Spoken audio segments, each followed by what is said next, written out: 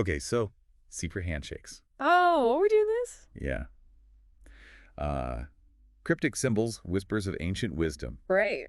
We're diving into Freemasonry. It's about time. It's a world that's both weirdly familiar and totally cloaked in mystery. Yeah, you could say that again.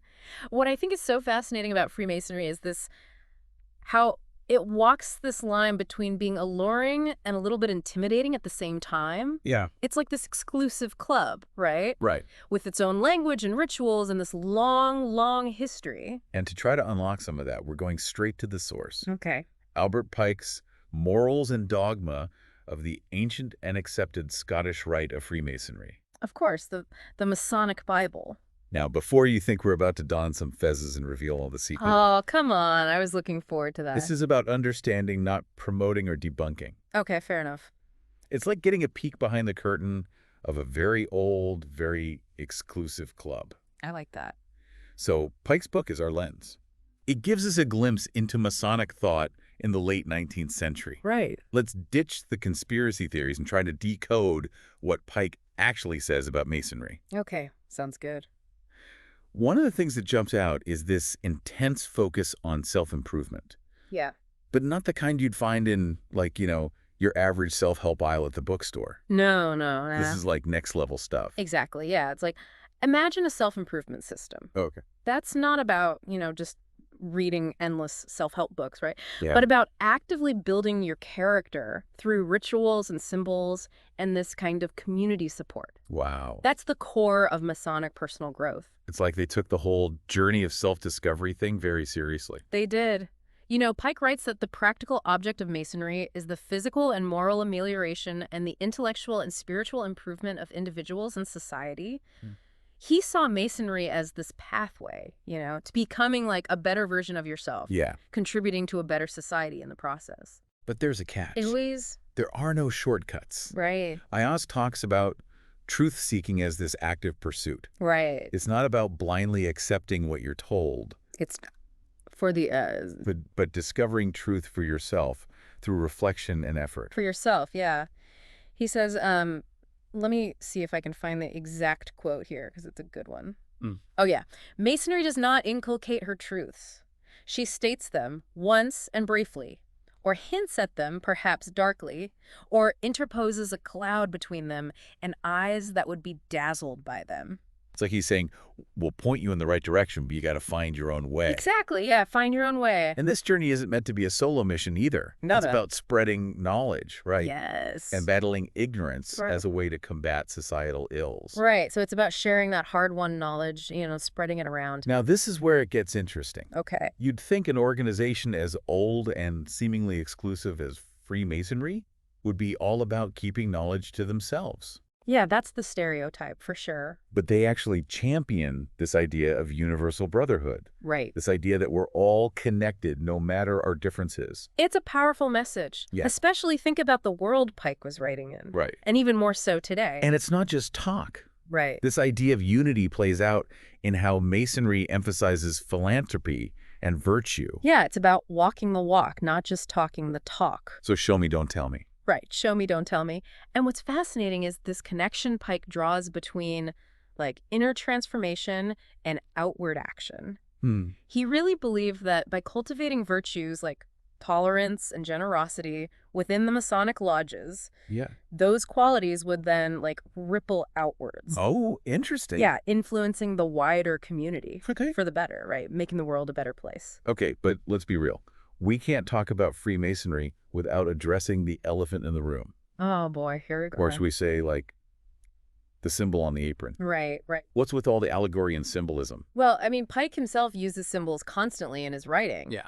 He describes Masonry as a worship that uses symbols to convey deeper truths. Okay. Think of it as a secret language Okay. that communicates these complex ideas, right? And these moral lessons. So it's like each symbol is a puzzle piece, and it's up to each Mason to put those pieces together Yes. to reveal a bigger picture. That's the beauty of it, yeah. And it's through that process of discovery and interpretation, right, that the individual Mason truly internalizes those Masonic teachings. So imagine you're on this quest for knowledge. Okay. You're surrounded by symbols, cryptic rituals. It's a journey, right? Oh, And this is just scratching the surface. Exactly. Pike's book takes us deeper into the realm of Masonic philosophy. Oh boy. Yeah, philosophy, here we come. It's about to get interesting. Let's do it. He presents this image of Freemasonry as this ancient force that's in a constant battle against, ignorance, tyranny, societal ills. Forces of darkness, Right. the age-old battle. He even draws parallels between Freemasons and figures like Hercules and Osiris. It's like they see themselves as these guardians of knowledge fighting against the forces of darkness. It's a bold claim. It is. And speaking of bold, Pike doesn't shy away from the big questions. Like the nature of God. the big one. This is where his own, philosophical background really shines through.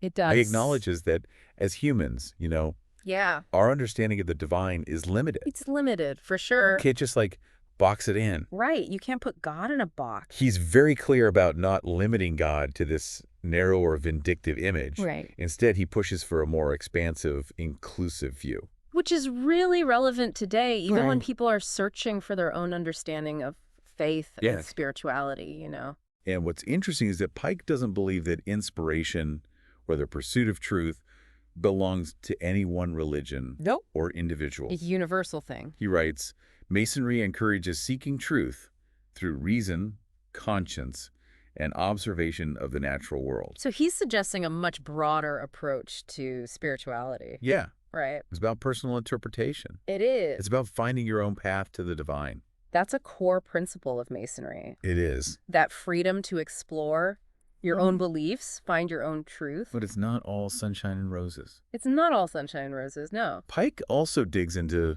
some tough stuff, Like what? like the role of suffering in our lives. Yes. He seems to take a pretty stoic perspective. He does. He does. He suggests that suffering serves a purpose Okay. in a divinely ordered universe, even if we don't get it. Okay. This could be for individual growth. It could be for a greater good that we can't see. Right. Could be for something much larger that we as humans just aren't meant to understand. So even when things are rough, there's this underlying order. There's a reason for it all. There's a reason. Even if it's tough to see when you're in the midst of it, right? That's the idea Pike presents. That's the idea. It's a concept that takes some work to wrap your head around. It does. It does. And it highlights the Masonic emphasis on resilience, Right. Resilience. on finding meaning and purpose, even when life throws curveballs. And Pike believed that by confronting and ultimately accepting that suffering is just part of life, Yeah. we actually come out stronger and wiser. Like that idea that true strength isn't about avoiding hardship, No, it's not about avoiding it. but about facing it head on. Exactly. Yeah. That's a powerful message. It is, especially in a world that often tells us to just chase comfort Right. and avoid anything unpleasant. Right. And he's like, no, lean into it. Lean into the discomfort. Yeah. That's where the growth is. That's where the good stuff is. And it ties in with another major theme in Pike's writing, Which is... taking action. Oh, yes, action. He was all about actively making the world a better place. Not just sitting around Right. talking about it. Don't just talk about being a good person. You have to live it. You have to live it, exactly. He challenged Masons to be active agents of change, Wow. emphasizing that even the tiniest efforts contribute to a bigger purpose. Okay. And sometimes, the results aren't immediately visible. It's like understanding that we're all connected, We are. that even our smallest actions have ripple effects They do. that go beyond what we can see. Precisely. Pike believed that no good work is done wholly in vain. Wow. That's a pretty profound statement. It is. It really makes you think about, the impact Their impact. that we have on the world around us. And he urges us to find fulfillment in contributing to something larger than ourselves. Yes. Even when we don't see the immediate impact, right? Right. Or get recognition for it. It's not about seeking praise. It's not, no. It's about doing what's right because it's the right thing to do. Exactly, and that requires a certain level of selflessness, right? That does. And inner strength. Yeah. These are qualities that Pike considered essential Okay. for any Mason, particularly those who reached, the highest levels, like Grand Elect, Perfect, and Sublime Mason. Okay. Break that down. What did those even mean? Yeah. What does that even mean? Right. These are some of the highest degrees a Mason can achieve. Okay. They represent different stages of spiritual and moral development within Right. the organization. All right. And Pike, he lays out a pretty intense description of what it means to embody these titles. Let me see if I can find that quote. It's a good one. It's a little long, but bear with me. Okay. Okay, here it is. He talks about this strength, that will, that self-sustaining energy, that faith that feeds upon no earthly hope nor ever thinks of victory but content in its own consummation, combats because it ought to combat, rejoicing fights, and still rejoicing falls. Oh, Right. that's Intense, right. It's like he's painting a picture of someone who's not just like a good person, yeah, but someone dedicated to fighting for what's right no matter what. yeah. Finding purpose and even joy in that Let's say struggle. that if they face defeat. Even if they face defeat, exactly. And, that speaks to a deep sense of purpose, right? It does. And it reminds me of something else Pike writes about. What's that? How we view our place in the grand scheme of things. Okay. That's a whole other layer of Masonic philosophy. So buckle up, listeners. Yeah, buckle up. Because we're diving even deeper into the mysteries of Masonry when we come back.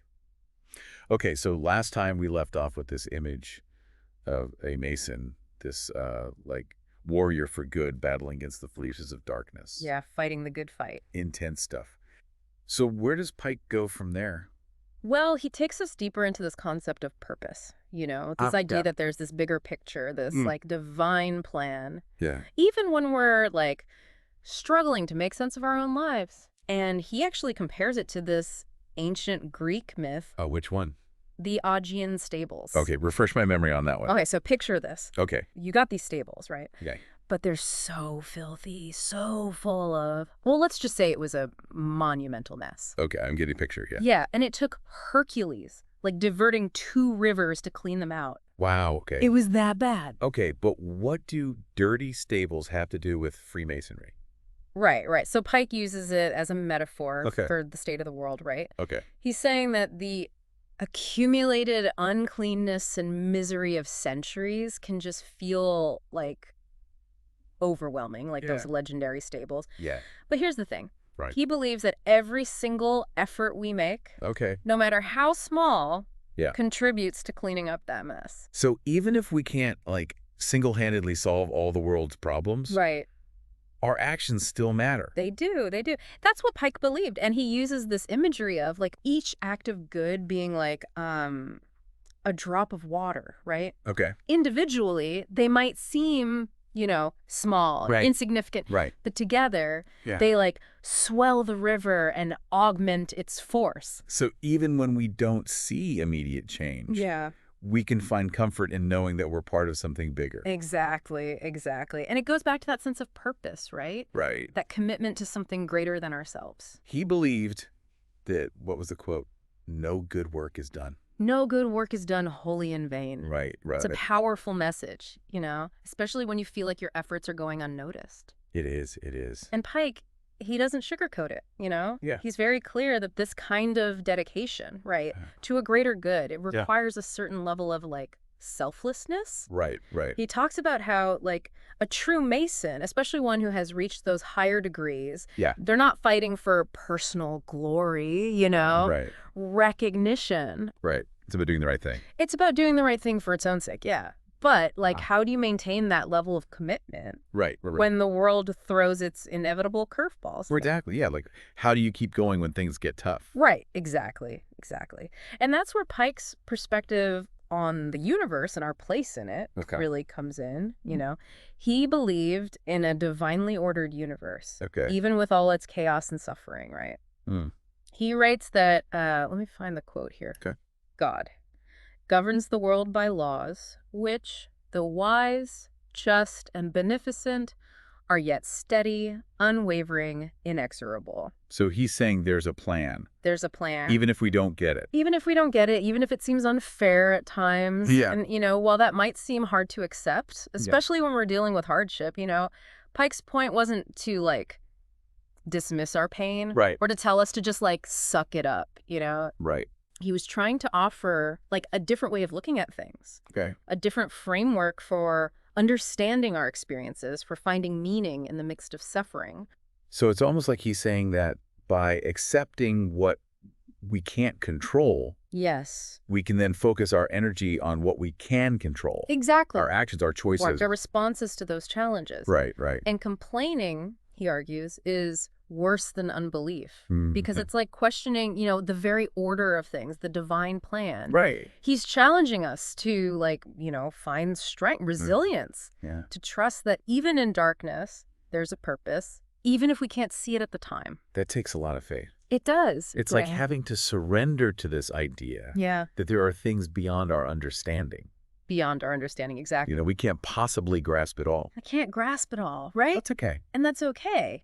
But Pike argued that this kind of faith, this trust in a benevolent and ultimately just universe, it's what allows us to truly appreciate the beauty of the world, even with all its imperfections. So it's about holding that tension. Yeah, that tension. Recognizing that life is full of both joy and sorrow. Yes. Beauty and pain. Absolutely. Order and chaos. It's all part of it, right? It's messy. It's messy, but it's beautiful. Yeah. And it's within that complexity, right?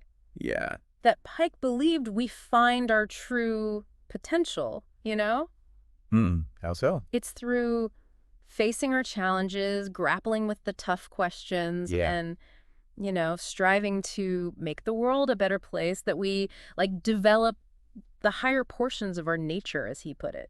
So it's not about seeking a comfortable, easy existence. No. But about embracing the struggle. Embracing the struggle, yeah. A journey of growth. The journey, exactly. And self-discovery. And he is clear that it's continuous, this journey. It's not like you reach the destination, right? It's not a destination. No. It's always evolving. Always evolving, yeah.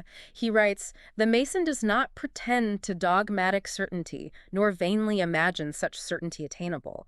It is our duty always to press forward in the search, for though absolute truth is unattainable, yet the amount of error in our views is capable of progressive and perpetual diminution, and thus Masonry is a continual struggle toward the light."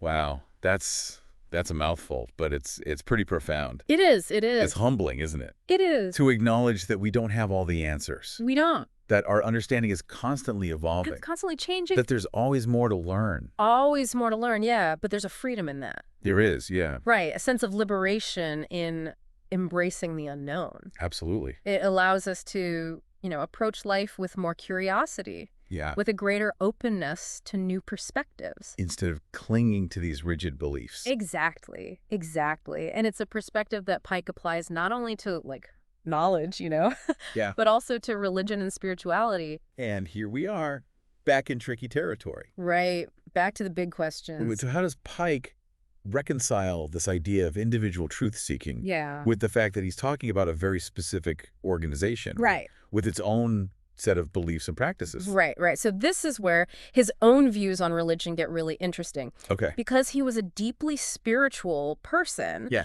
But he also recognized that everyone connects with the divine in their own way. In their own way, yeah. And he didn't believe in, imposing any one belief system. Right, on others. On others, yeah. So where does that leave Masonry? Right. What is it? Right. Is it a religion?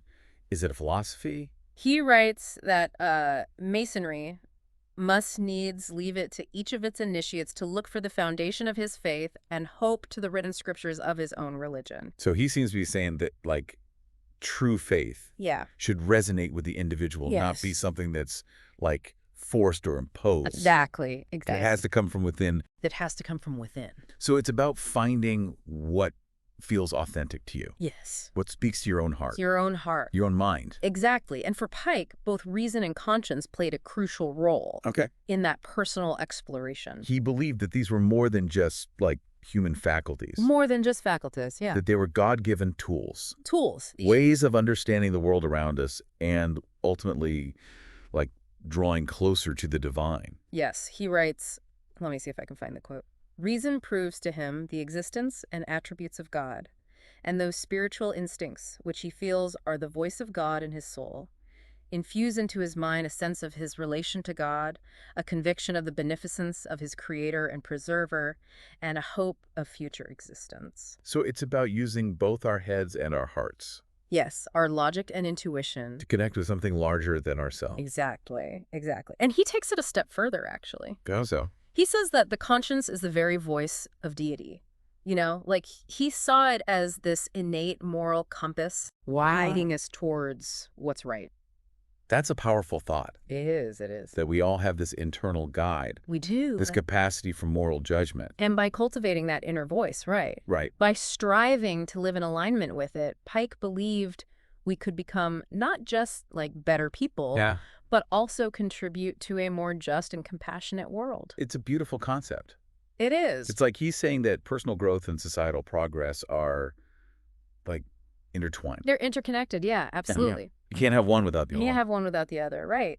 But, he doesn't shy away from the darkness either. Right, right. Pike acknowledges that the world can be a cruel, unjust place. Yeah. Full of For suffering. everyone, yeah. Even for those who strive to live good lives. And this is where his emphasis on resilience and hope Yes. Yes. really resonates, I think. It does. It does. So even in the face of hardship, Yeah. even when surrounded by darkness, Right. there's always light to be found.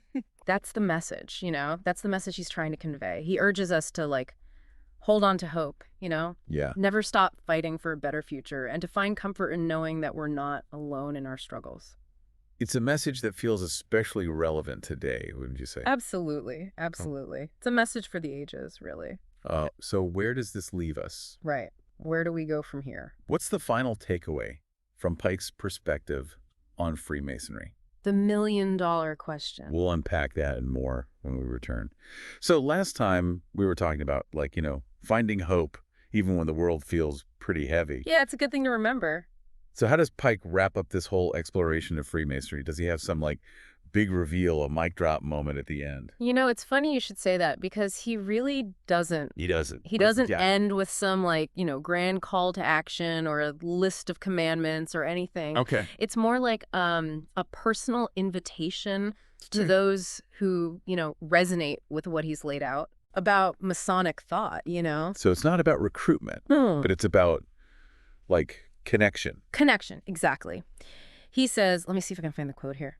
Believe as you may, my brother, if the universe is not to you without a God, and if man is not like the beast that perishes, but hath an immortal soul, we welcome you among us to wear, as we wear, with humility and conscious of your demerits and shortcomings, the title of Grand Elect, Perfect, and Sublime Mason. Wow. Okay, so he's basically saying, if this resonates with you, Yeah. if you believe in something bigger than yourself, Yeah. then you're already aligned with our core principles. You're already on the path, yeah. And he makes it clear that it's not about being perfect or having all the answers. Right. It's about the willingness, to Really- embark on that journey of self-discovery, Yeah. to connect with, like-minded individuals and to just contribute to something greater than yourself. To make the world a better place. Exactly, to make the world a better place, right? Yeah. But even with this invitation, Yeah. there's still this, air of mystery, right? There is, yeah, you're right. And that kind of brings us back to those recurring symbols that Pike keeps coming back to. Right, especially the number 7. Yes, the number 7. He keeps highlighting it. He does. He talks about, the 7 stages of the Babylonian ziggurat, the 7 archangels, the 7 chakras in Hinduism. He even connects it to, get this, Jacob's ladder dream. Oh. Yeah, linking the Hebrew word for translated ladder, which Yeah. is salam, to words for rock and cliff, referencing the city of Petra, with its 7-stepped architecture. It's like he's really packing in the symbolism. He is. He's trying to tell us something. It's almost like he's suggesting that these patterns, right? Yeah. That they point to this deeper cosmic order, this hidden language waiting to be deciphered. Like an extra layer of meaning. Exactly, like those layers upon layers of symbolism that we talked about before. Yeah. And he doesn't spell it out for us, does he? He wants us to keep digging. He does. He wants us to keep digging. And that's what makes his writing so compelling, so thought-provoking, He does, yeah. He's not handing us, easy answers. Right. Or telling us what to believe, right? Right. He's encouraging us to think critically, to ask questions, to draw our own conclusions. It's like he's saying, here's a starting point, now go explore. Go explore. Exactly, exactly. And maybe, maybe that's the point of this whole deep dive we've been on. What do you mean? It's not to provide, definitive answers. Right. But to spark curiosity. Yeah, get people To thinking. get people thinking about these big questions, to encourage a lifelong love of learning, It's about empowering individuals Exactly. to find their own meaning, their own truth. Yeah, And maybe that's a fitting way to wrap up our exploration I think so. of Albert Pike and this whole world of Freemasonry. It's a journey, isn't it? It is. It's a world full of symbolism, of ritual, of philosophy, but ultimately it's about the individual's journey, their pursuit of knowledge, their connection with something bigger than themselves, and their efforts to leave the world a little better than they found it. Beautifully said. Right. Beautifully said. So as we close the book on Pike's morals and dogma, we leave you with this. Okay. What resonated most with you? What will you take away from this exploration? Keep those questions in mind as you continue your own journey of discovery. Until next time, keep seeking, keep questioning, and keep exploring.